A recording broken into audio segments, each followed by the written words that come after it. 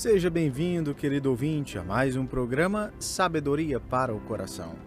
Hoje estudaremos Filipenses capítulo 1, versos 1 e 2, e o título da nossa mensagem é O Significado da Vida. Alguns anos atrás, uma equipe de pesquisadores analisou os escritos de 195 pessoas famosas que viveram nos últimos séculos. A análise foi direcionada intencionalmente para determinar o que os famosos consideravam ser o significado da vida. Seus achados foram resumidos em várias categorias ou cosmovisões, em torno de que exatamente girava a vida dessas pessoas. A maior categoria foi a das pessoas que pensavam que a vida era uma jornada curta e você então tem que desfrutar e experimentar o máximo possível. Outra categoria incluía pessoas que afirmaram que a vida não possui nenhum significado duradouro, não importa o quanto você tenha conseguido acumular. Essa era, por exemplo, a perspectiva de Freud. Uma mulher que, semelhante a Freud, adotou essa visão, escreveu dizendo: a vida é um barco arremessado de um lado a outro pelas ondas e pelo vento. Um navio navegando em direção a porto algum, sem leme, sem bússola, sem capitão, simplesmente flutuando por um tempo. Depois ele se perde nas ondas. Outro grupo de famosos afirmou crer que a vida é melhor entendida como uma luta passageira. Um deles afirmou: a vida é uma tragédia na qual sentamos como meros espectadores por um tempo e, de repente, somos convocados a fazer nosso papel. Em seguida, tudo chega ao fim. Ainda outro grupo assumiu a perspectiva de que cada um de nós cria seu próprio significado na vida. Depende de nós entender a vida. Dentre os famosos que advogam essa ideia está um homem chamado Carl Sagan, e ele escreveu as seguintes palavras que ficaram muito conhecidas. Vivemos em um universo enorme e maravilhoso, no qual a humanidade se agarra a um monte de pedra obscuro. A significância de nossas vidas e de nossa realidade frágil provém de nossa própria sabedoria. Nós somos os guardiões do significado da vida. O último grupo é o de pessoas que simplesmente acreditam que jamais compreenderemos totalmente o significado da vida. Ela é um mistério. Dentre essas pessoas está o famoso Stephen Hawking, o qual escreveu: se encontrássemos o porquê de nossa existência, esse seria o maior de todos os triunfos, porque daí teríamos conhecido a mente de Deus. Permita-me então, nas palavras do próprio Hawking, apresentá-lo ao maior de todos os triunfos. A resposta para esse mistério, ela se encontra nas primeiras palavras de Paulo na sua carta aos crentes filipenses. Em Filipenses 1, temos nada menos que a descoberta da mente de Deus concernente ao significado da vida. Eu deixei de fora, propositadamente, a categoria daquelas pessoas que descobriram verdadeiramente o que mais importa na vida. Deixe-me apresentá-lo a uma dessas pessoas. Filipenses capítulo 1, verso 1 diz: Paulo. Esse é o autor da carta. Seu nome hebraico é Saulo, já que seus pais eram judeus de cidadania romana. Seu nome grego é Paulo. Ele usou ambos os nomes, conforme vemos em Atos 13, 9. Contudo, um pouco mais adiante em seu ministério, ele deixou de lado o nome hebraico, provavelmente porque o foco de seu ministério mudou e ele passou a ser o mensageiro de Deus aos povos gentios, povos não judeus. Paulo escreve esta carta de Roma, onde se encontra em prisão domiciliar. A jornada que o conduziu até a capital do império foi um tanto tenebrosa. Ela começou com seu aprisionamento em Jerusalém, quando foi acusado de haver provocado um motim. Ele sai de um julgamento ilegal a outro e, finalmente, apela a César, Atos 25:11. Todo cidadão romano, assim como Paulo, tinha o direito de apresentar seu caso a César. Isso não significa que o próprio Nero ouviria seu apelo, mas garantia que o Supremo Tribunal do Império o ouviria. O que Paulo realmente queria era uma oportunidade para pregar o Evangelho em Roma. E ele finalmente chega após ter sobrevivido a várias tentativas de assassinato contra sua vida, a uma série de julgamentos, naufrágio e agora cadeias. Ele chega a Roma, não como um pregador itinerante, mas como um prisioneiro, Atos capítulos 27 e 28. Com o benefício de uma prisão domiciliar enquanto aguarda seu julgamento em Roma, Paulo pode receber visita, bem como escrever e responder cartas. Um dos problemas que ele encarou foi o fato de ter que pagar aluguel em sua prisão domiciliar, e não só isso, os honorários também dos soldados que o guardavam e revezavam entre si, Atos 28 e 30. Foi esse corpo de crentes em Filipos que lhe enviou dinheiro para que o apóstolo conseguisse pagar suas despesas. Essa carta, além de outras coisas, é uma carta missionária de agradecimento pessoal à igreja. Contudo, está faltando algo nas palavras iniciais de Paulo. É fácil ignorar esse fato, mas é algo de grande importância. Em todas as suas cartas, com exceção de 3, Paulo sempre adiciona sua identidade como apóstolo. Paulo, chamado para ser apóstolo de Deus, ou seja, prestem atenção. Romanos, 1 e 2 Coríntios, Gálatas, Efésios e Colossenses. Mas aqui em Filipenses é somente Paulo. Por quê? Porque ele não escreve com a perspectiva de um apóstolo com autoridade sobre a igreja, apesar de sua carta ser escritura inspirada. Paulo escreve Filipenses como um amigo a seus amigos fiéis. Então, de forma bastante incomum, Paulo deixa de lado a referência à sua posição na igreja, e ele ainda faz outra coisa fora do ordinário. Ele apresenta outro homem como seu igual, um homem mais jovem. Paulo e Timóteo. É como se Paulo dissesse: escrevemos esta carta juntos. Entretanto, eles não a escreveram juntos. Tudo o que precisamos fazer é ler a carta e perceberemos que ela é algo pessoal de Paulo. Mas Paulo e Timóteo juntos haviam começado essa igreja em Filipos. Paulo aqui, com bastante humildade, coloca Timóteo numa posição igual à sua. Na verdade, Paulo até fornece detalhes sobre a reputação crescente de Timóteo como um líder e pastor. Evidentemente, a igreja queria saber como estava indo o jovem Timóteo, e Paulo então fornece essas informações. Se formos para o capítulo 2, veremos que Paulo escreve no verso 22, e conheceis o seu caráter provado, pois serviu ao Evangelho junto comigo como filho ao Pai. Em outras palavras, Timóteo provou a si mesmo como um participante fiel na causa do Evangelho. E quem Timóteo havia provado ser? Leia o que diz o verso 20. Porque a ninguém tenho de igual sentimento, que, sinceramente, cuide dos vossos interesses. Ou seja, todo mundo parece estar cuidando de seus próprios interesses, mas Timóteo se preocupa verdadeiramente com a igreja. Paulo não bajula ninguém. Então, quando ele diz que Timóteo é alguém especial, ele fala sério. Isso se torna ainda mais notável quando consideramos como era improvável que Timóteo somaria alguma coisa para a causa do Evangelho. Mas Timóteo havia descoberto, assim como Paulo, o significado da vida, o que mais importava na vida. E isso a despeito de o único exemplo de homem para Timóteo enquanto cresceu ter sido um descrente. Veja bem, você acabou de ser apresentado ao nome de um jovem pastor criado num casamento misto. Muitos acreditam que seu lar era desestruturado e sua mãe solteira. Mas Timóteo acabou se tornando um dos maiores líderes na igreja primitiva. E se Paulo destaca Timóteo dessa maneira na introdução de sua carta, então talvez devemos inspecioná-lo mais de perto. A primeira vez que Timóteo aparece na Bíblia é em Atos 16. Esse é o mesmo capítulo que nos apresenta os membros originais da igreja de Filipos. Agora somos apresentados a um dos fundadores da igreja, juntamente com o apóstolo Paulo. Veja Atos 16, verso 1. Chegou também a Derbe e a Listra. Havia ali um discípulo chamado Timóteo, filho de uma judia crente, mas de pai grego. Quando Paulo chega à cidade de Timóteo, Listra, a maioria dos estudiosos do Novo Testamento acredita que Timóteo tinha pouco mais de 20 anos de idade, e ele já é um crente.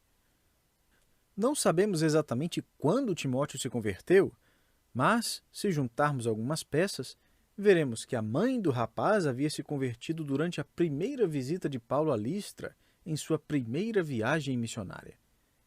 Em Atos 14, Paulo e Barnabé pregam em Listra, e realizam vários milagres.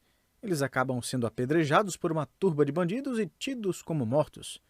Os discípulos se juntaram em torno de Paulo, que estava caído no chão, sangrando e em dor.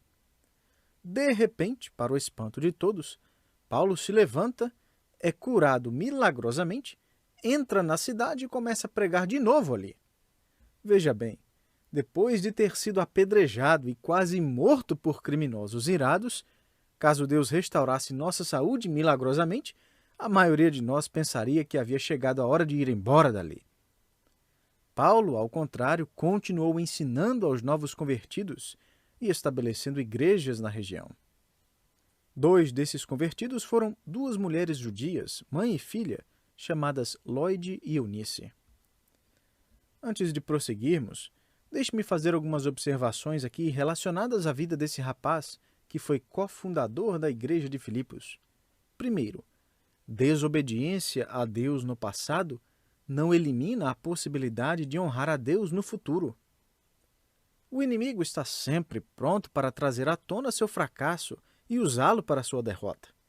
Sem dúvidas, há muita dor e sofrimento não revelados na herança familiar de Timóteo.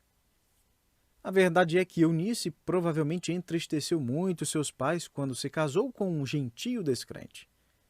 Um judeu ortodoxo teria rejeitado imediatamente a validade desse casamento.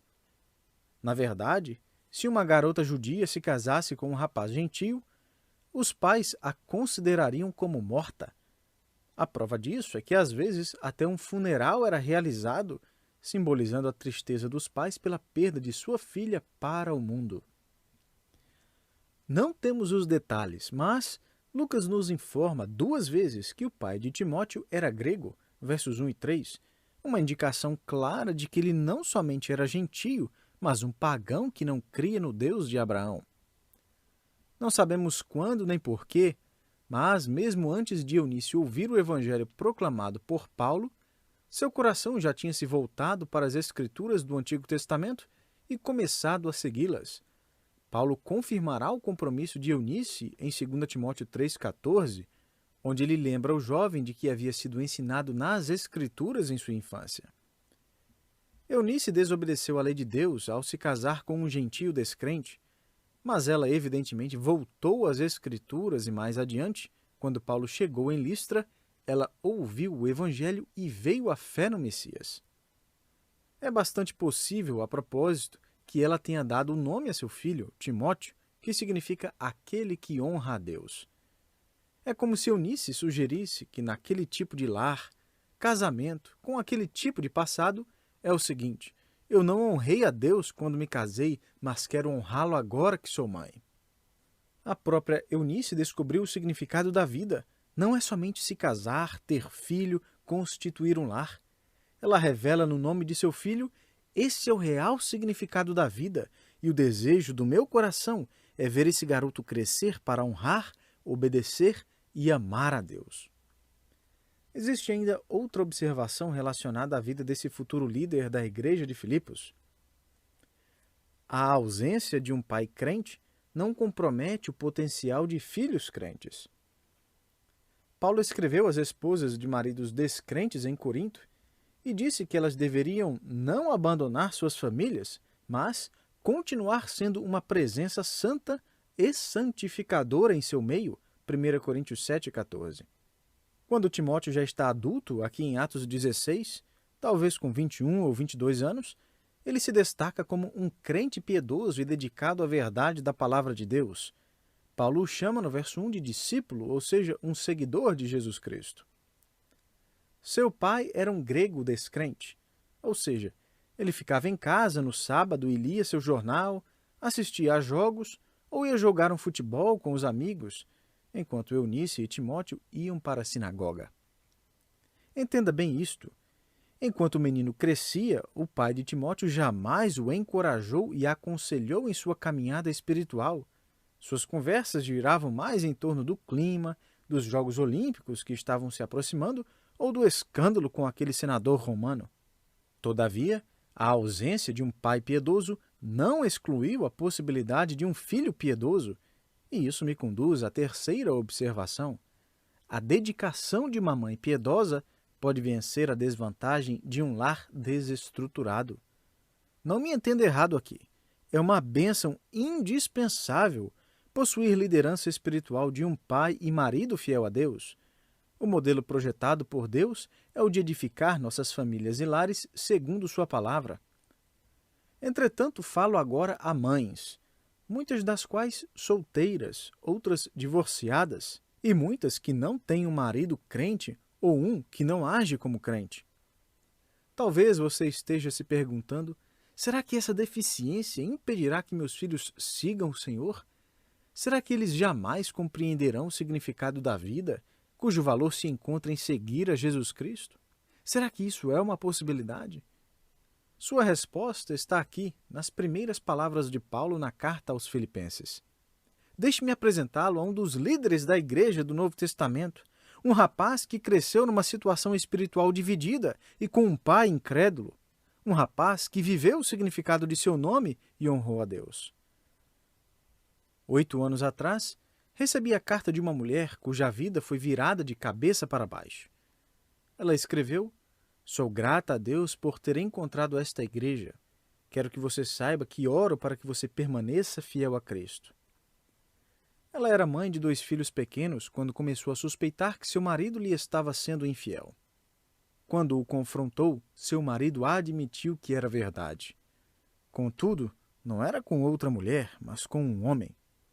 Ele admitiu seu estilo de vida homossexual que mantivera em secreto por vários anos. Na mesma conversa, ele contou à esposa uma notícia ainda mais devastadora. O outro homem era o pai dela. Em apenas uma conversa, sua vida se desmoronou. Para piorar ainda mais as coisas, tanto seu marido como seu pai estavam envolvidos no ministério de forma integral, vivendo vidas pecaminosas em secreto. A situação significava que ela perderia seu relacionamento não somente com seu marido, mas também com seu pai. 8 anos atrás, ela entrou em nossa igreja e passou a reorganizar totalmente seus pensamentos e ideias, a redescobrir o significado da vida e a encontrar força sobrenatural para os próximos passos em sua vida. Seus filhos frequentaram a escola dominical, cresceram e participaram de estudos para adolescentes. Ela frequentou nossa igreja, cantou e participou de estudos. Em certo sentido, ela começou sua vida da estaca zero. Jamais me esquecerei do que ela escreveu em sua carta. Meu marido era pastor e meu pai era pastor, e eles quebraram minha confiança. Já faz um tempo que tenho frequentado esta igreja. Acho que posso confiar em você. Fico maravilhado simplesmente com o fato de ela querer tentar tudo de novo. Poucas semanas atrás, recebi outra carta dela. Não acreditei que já haviam se passado 8 anos. Ela cresceu em sua fé, apesar de confessar haver passado dias de grande dificuldade e provação. Ela escreveu expressando sua gratidão em ter encontrado um lar em nossa igreja, onde teve refúgio e esperança novamente na vida. Ela incluiu também uma foto na carta. Poucos anos atrás, Deus colocou em sua vida um homem verdadeiramente piedoso e faz pouco mais de 1 ano que estão casados. Seus filhos, agora jovens, estão comprometidos com Deus e a família inteira serve a Cristo numa igreja local na cidade onde hoje moram. Ela quis me escrever simplesmente para dizer que havia se mudado, contar o que tinha acontecido em sua vida na última década, dizer adeus e agradecer. Assim como Eunice, pela graça de Deus, as desvantagens não foram insuportáveis. Ela criou seus filhos que agora seguem seu exemplo e seu compromisso a Cristo. Quando Paulo destaca Timóteo na carta como um crente fiel e que provou o seu caráter à igreja de Filipos, uma carta que seria lida por todas as igrejas, imagino que alguma mãe estava ali agradecendo a Deus em silêncio pelo Evangelho e pela infinita graça do Senhor. Tem mais uma observação que quero fazer. A bênção de se ter crentes influentes e mais velhos na sua vida não deve ser subestimada. Paulo demonstra graça e grande apreço pelo jovem ao tratar Timóteo como seu igual aqui nesta carta. Em uma das cartas do apóstolo a Timóteo, conhecida como 2 Timóteo, Paulo escreve: "A Timóteo, meu filho amado." Imagine o que essa escolha de palavras significou para Timóteo. Paulo poderia ter muito bem lhe chamado de irmão amado, crente amado ou companheiro amado na fé, mas não, ele escolheu meu filho amado. Não ignore essas palavras. Imagine se Paulo chegasse em sua igreja hoje e chamasse de meu filho amado seu filho que não tem pai ou um pai crente. Não podemos imaginar a alegria no coração de Eunice e de sua mãe Lloyd, duas mulheres que investiram grandemente no ensino de seu jovem Timóteo na verdade da palavra de Deus. Imagine a alegria delas ao ver Paulo repassando o bastão da fé agora para Timóteo. Assim como o grande pregador britânico do século XIX, Charles Spurgeon, o qual foi enviado para morar com seus avós quando tinha apenas 2 anos de idade. Quando voltou para a casa de seus pais com 6 anos para começar seus estudos, ele já sabia ler, pois seus avós piedosos tinham-lhe ensinado a ler a Bíblia.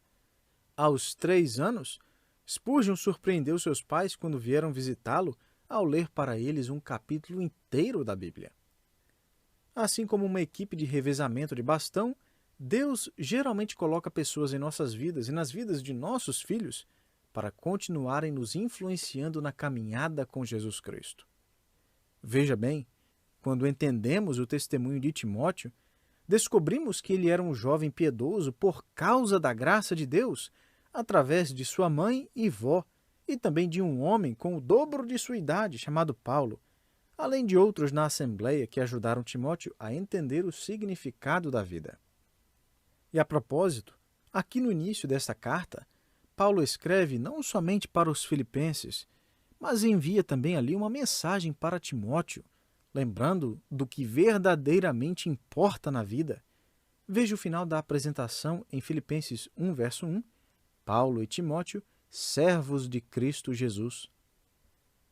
A tradução servos é uma infelicidade que busca amenizar o sentido do termo grego original doulos. Havia várias palavras gregas usadas em referência a servo, mas doulos não era uma delas. No sistema de casta do mundo de Paulo, ser rotulado de escravo significava que você não tinha direitos pessoais e que não passava de uma propriedade. Documentos escavados que datam dos dias de Paulo revelam que escravos eram considerados como um bem, posse e equipamento. Fazendeiros da época listavam seus escravos como ferramentas falantes para distingui-los dos animais, que eram ferramentas não falantes. Apesar de as responsabilidades de servos e escravos às vezes serem semelhantes no século I, existe uma diferença fundamental nos dois. Servos eram contratados, escravos eram possuídos pelo seu senhor. Paulo não deseja amenizar as implicações de seu relacionamento com Jesus Cristo. Amenizar essa realidade significa perder o significado real da vida. Um autor escreveu: é somente quando a pessoa se torna escrava de Deus que começa a experimentar verdadeira liberdade. Ainda outro autor do século XIX disse: escravidão a Deus é a verdadeira liberdade. Liberdade não significa fazer aquilo que você bem deseja, mas gostar e fazer aquilo que deve. Charles Spurgeon, o pastor britânico dos anos de 1800, expôs a inconsistência de traduções da Bíblia quando pregou: o que nossa versão traduz como servo é, na verdade, escravo. Os crentes primitivos gostavam de se considerar como propriedade absoluta de Cristo, comprados por Ele, pertencendo a Ele e totalmente à sua disposição. Paulo foi ainda mais longe e se regozijou em ter em seu corpo a marca de seu Senhor e exclama: que ninguém me importune, pois trago no corpo as marcas de Cristo. Esse foi o final de toda a discussão. Ele pertencia ao Senhor e as marcas das chicotadas, pauladas e apedrejamentos eram vistas como a marcação no corpo de Paulo como propriedade do Senhor Jesus. Agora, se os crentes do passado se gloriaram em obedecer a Cristo, oro para que eu e você façamos o mesmo. Paulo está redefinindo a nossa liberdade. Paulo, o grande apóstolo, o famoso plantador de igrejas, o missionário destemido, e Timóteo, o fiel companheiro de ministério de Paulo, o jovem treinado para agora assumir o lugar do grande apóstolo. Não. Paulo e Timóteo, escravos de Cristo Jesus. Em certa ocasião, Hudson Taylor, até hoje reconhecido como um dos maiores missionários da história da igreja, estava sendo apresentado diante de uma igreja grande na Austrália quando já idoso. O anfitrião o apresentou usando palavras eloquentes e grandiosas e relatou à plateia os grandes feitos de Hudson Taylor, dezenas de escolas e centenas de igrejas que fundou, visitas e evangelismos em cada província da China, empregando pelo menos 600 crentes chineses que serviam como missionários em sua agência missionária na China. O homem que o apresentava chegou ao final de ouro da apresentação de Hudson Taylor, pedindo que todos aplaudissem o missionário que subia ao palco. Hudson Taylor ficou calado no palco por um instante e disse em seguida: "Meus amigos, sou apenas servo de um Senhor ilustre." Veja bem, Deus não nos salvou para que nos tornássemos celebridades. Ele nos salvou para que nos transformássemos em escravos. Escravos que encontram o significado para suas vidas na graça do Evangelho e se submetem ao Senhor e Salvador, seu Mestre ilustre, Jesus Cristo. Que Deus o abençoe, meu querido, e desejo a você um ótimo dia.